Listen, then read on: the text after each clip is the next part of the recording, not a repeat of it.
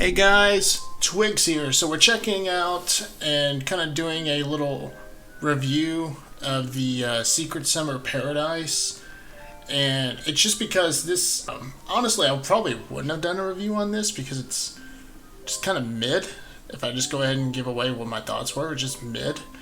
But it left me with some thoughts on how I'm feeling about like any other like side events going forward. Because it's becoming a pattern, honestly, and that's part of what I'm wanting to do this video for, is just kind of start a discussion, because it's typically what I like to do, is just kind of start a discussion. And the big thing is that I want to start this off with just one really positive note, and that is that the devs did a really good job on this world. The Valerium Mirage. It's a really well designed world. It's got secrets, plenty of things to discover. The devs did a really good job on this world. I mean, the main hub area over there is really neat. This castle area where the theater is really neat. Over here on the map, we got this whole roller coaster area, well designed. And the carnival tent over here is pretty neat too. So I'm like I said, I have nothing against them when it comes to this area. The Valerium Mirage is a really well designed map, and I give them props for it. Good job, really good job. But where my critiques come from is the narrative. The narrative is the issue. This story is so far a problem that I have noticed with a lot of stories other than stories that revolve around the main quest line. And I've used this analogy before several times when it comes to Genshin. And trust me, I get it that they're going for a very anime-esque story. So, of course, that's what I'm expecting. The issue here is that you don't take the same stuff that you expect from an anime, which is good old filler content. And this is 100% what this story felt like. It felt like filler, and I mean, I don't blame them. We're right before Fontaine, so I expected a little bit of filler, but I also can't give them a pass for it, because last year's Golden Apple Archipelago quest kind of proved them wrong. You see, last year's Golden Apple Archipelago storyline revealed several backstories to 4 interesting characters. For the most part, interesting. It showed Kazuha's backstory, which was excellent. Fischl's backstory, which was excellent. It sort of touched on Mona's backstory, which was still good. And it touched on Xinyan's backstory, which was alright. It was an alright story. But that's what we got. We got a story that also revealed what the Fatui were what they were doing over at the Golden Apple Archipelago, but that wasn't the main thing. The main thing was touching on backstories of characters that we actually cared about. And the thing is that, and I'm going to get to my point here in just a second. When we do these stories, when we're playing this game, we're trying to get involved with the characters that we care about.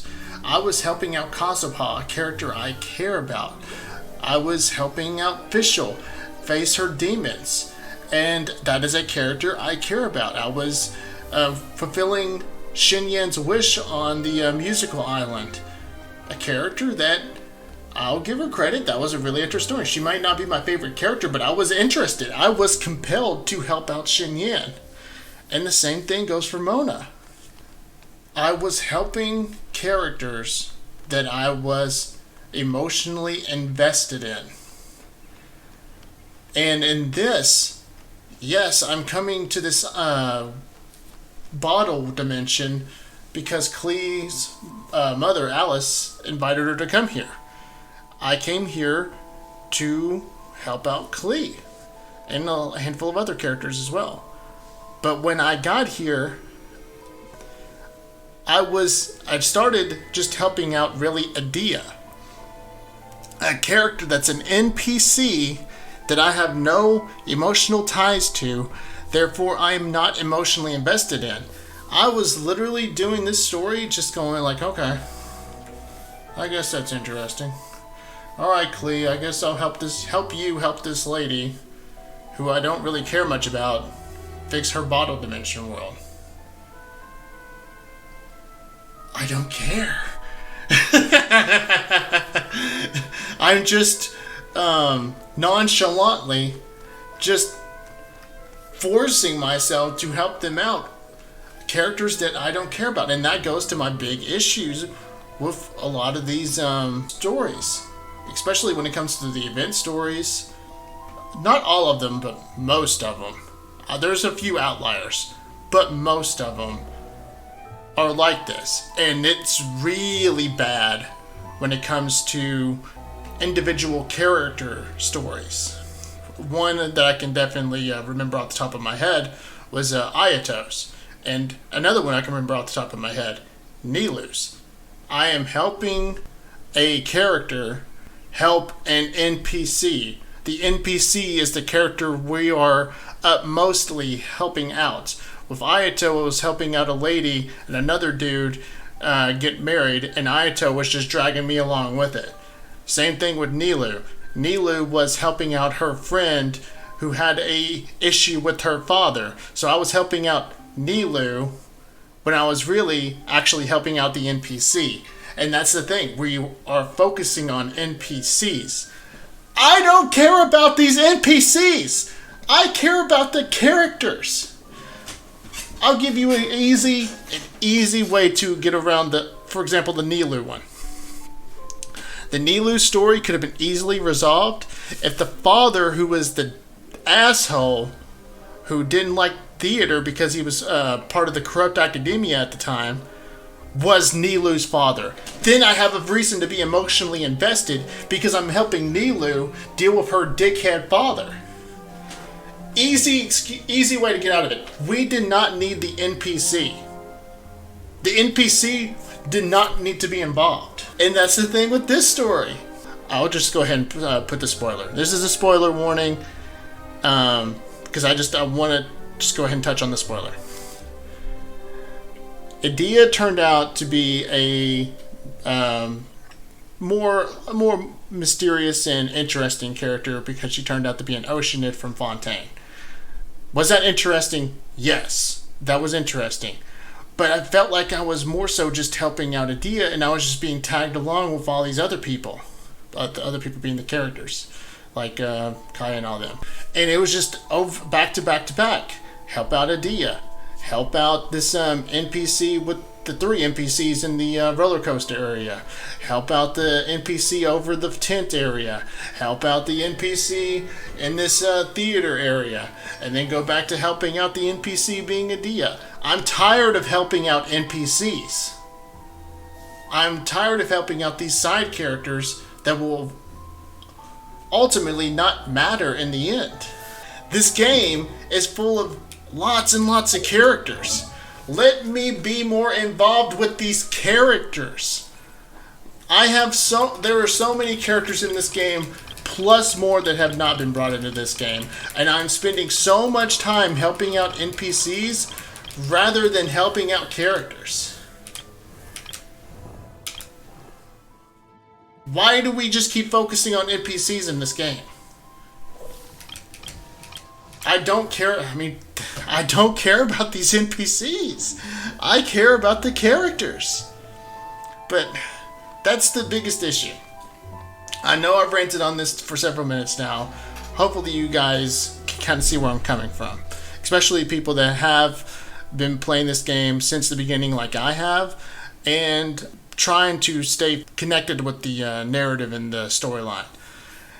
And that is becoming an issue that's becoming more and more problematic for me. That is awesome. Really, I struggle so hard to do these character story quests after I've been noticing the pattern. I've only done Nilu's halfway. I've only done Yulan's halfway. I haven't even started Diaz. And I don't want to start Baizu's and I don't want to start Yoimiya's because I have to force myself to play these stories because I know what the theme's going to be. I'm going to be helping out an NPC. I'm not going to, like this one, like I said with Nilu's. I'm not helping Nilu. I'm helping Nilu's friend. I'm not helping Yulan in a roundabout way because I'm dealing with two NPCs that have to do with the leeway governmental system. And I don't even want to know what Diaz is. Like, I only do these when I have to. And even then, when I've realized I'm helping an NPC, I'm skipping the dialogue pretty much all the way through. But head to the comments. Let me know if you've noticed that. Let me know if maybe it's just me. If it's just me, then no, okay, it's just me. But if you guys are seeing where I'm coming from, and you guys have noticed the same thing I am, that we're just really helping out NPCs and we're not really helping out the characters. If we are, we're just in the most minimum way helping out the characters. If that's becoming a frustrating thing to you, I want to hear about it. But overall, when it comes to the Valurian Mirage and the Secret Summer Paradise, like I said, do I find this world interesting? Yes. I find this whole bottle dimension interesting because it ties back to Alice. But that was just a minute thing to all this. And the biggest thing was just helping out Adia, an NPC, solve her problem in this dimension. It was like a glorified character story. What you say is true. And we were just helping out an NPC. And that's why this whole thing, like this whole story was super mid. It was like super mid. I was talking about it on stream, and honestly, I would say if I had to rank this like 0 to 10, I'd give it like a 5.5, maybe 6 out of 10. But is it really just filler content? It 100% is. This is literally just filler content to get us to Fontaine. And I am excited for Fontaine. I'm expecting Fontaine to be really good. Because it's going to be following the main narrative, so it has to be good. And I'm expecting the whole map of Fontaine to be absolutely amazing. That whole notion has not flown past me. Like I said in the beginning of this video, this is 100% filler to tide us over to Fontaine. So I honestly probably shouldn't expected much. And I really didn't. To be fair, you can go back to my video I made about the old Secret Summer Paradise live stream. It is exactly what I thought it was going to be. A mid-level update to tide us over to Fontaine. And it's serving its purpose. So, like I said, head down to the comments. Let me know what you guys think. I really want to know what you guys are feeling about this whole update. Did it meet your expectations? Were your expectations low and it completely achieved your expectations? Because they were already low, which is not really a good thing for this update.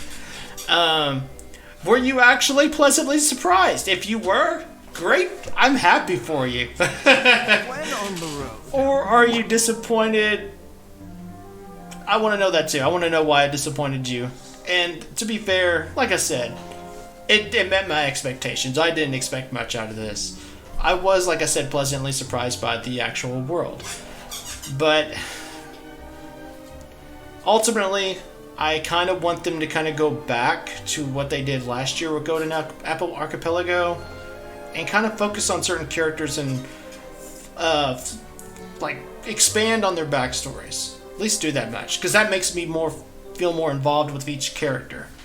But that's my thoughts. Like I said, let me know what you guys are thinking. Hit that like and subscribe button. Hitting that subscribe button helps me out. Helps grow the channel, so definitely feel free to help me out in that capacity.